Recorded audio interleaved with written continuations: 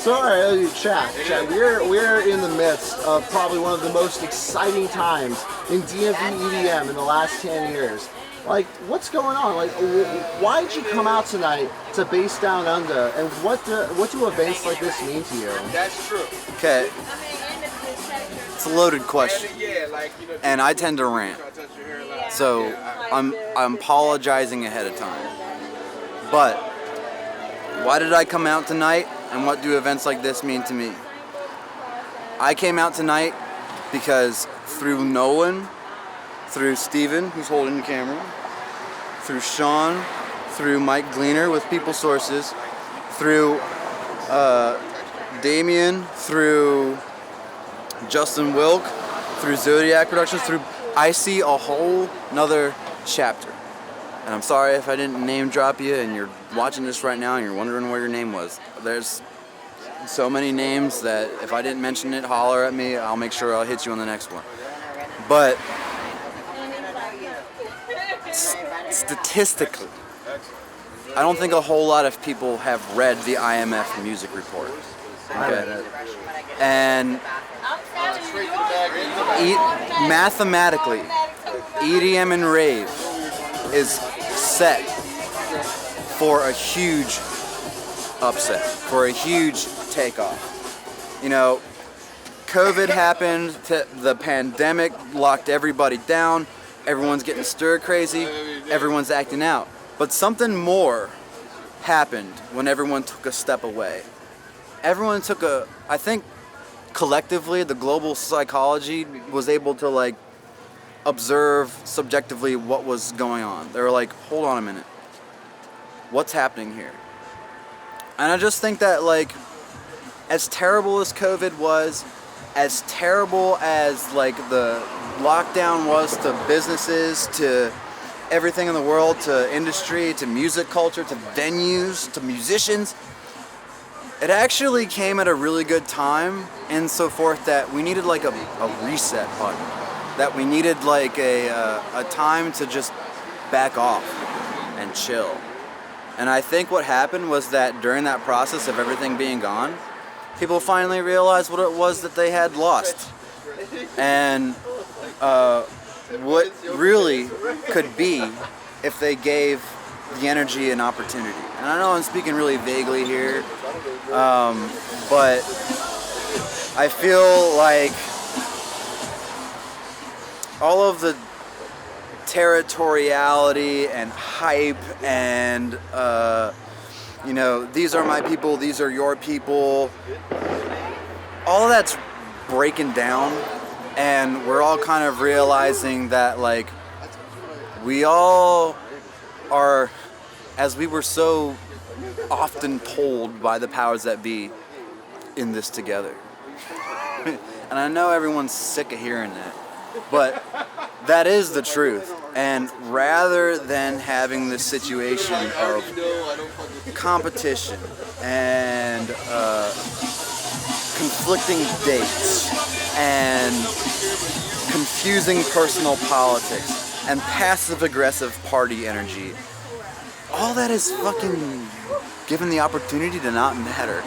And now that it's settled in all of our consciousness, we realize it really doesn't. And the amount of stuff that has been bubbling up in the underbelly just in the last like 3 weeks, like, it is uncanny how much preparation everyone's been doing. The DMV, I'm not even going to say the DMV at this point. I'm going to say the East Coast. In terms of rave, like, look, once upon a time, Baltimore and DC were flagship destinations. You know, not even like, oh, they're big cities so they have clubs and stuff. Like, no. Like, in terms of a chapter in rave history, it was like there were several quintessential places you were. You were in New York, you were in Baltimore/DC, you were in Atlanta, and you were in Miami. Anywhere else, it was like, meh. Cool, appreciate it. But what we're seeing now is that, especially now that like the metaverse is really bringing people together, like the rave culture, I feel like, kind of opened the doors to like how technology could bring people together. But like, I think through the pandemic, we really learned like our capability of what could happen with the technologies that we have, and like we are ready to unleash all of that creativity. Like, it is about to go dummy. Like, it is about to go so insane, and it doesn't matter where you are anymore. You could be in Tennessee, like we saw with Bigfoot Electric. You could be in the middle of Arkansas. It doesn't matter. Like, this rave thing is no longer geographically contained. It's no more politically aligned. It's no longer a matter of roots and venues and connections. It's just like it's like a ambiguous cloud. You just gotta reach out and grab someone, like, and watch the shit happen. You know, like. And we're at the cusp of it.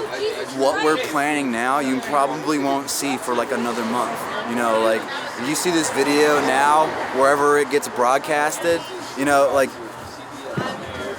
from this point on, I'm telling you, mark my words, 31 days, you're gonna see an explosion everywhere of rave music, of electronic dance music, of fusion of other forms of music into this.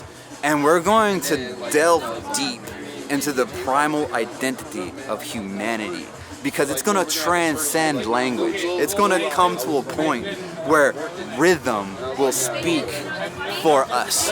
Like, it will come to a point where the fact that you're from a place and time where they didn't understand the things that I'm saying, you're gonna understand the way that we're moving. You're gonna understand the vibes we're putting out there, you know? And like, that's why I'm out here, you know? Like, people might think it's silly, like, I'm sitting on my little computer with my drum machines and my keyboards making little blips and bloops or whatever, you know, like, and then the guy's up there and he's twisting knobs and everyone's like, he's not even really doing anything. But I'm like, okay, go ahead with all that, you know, but like, just look at what's going on there. Like, just look at what's going on everywhere, you know, like, be real with yourself and know, like, the music will speak even though there ain't no lyrics. So, like, that's all I got.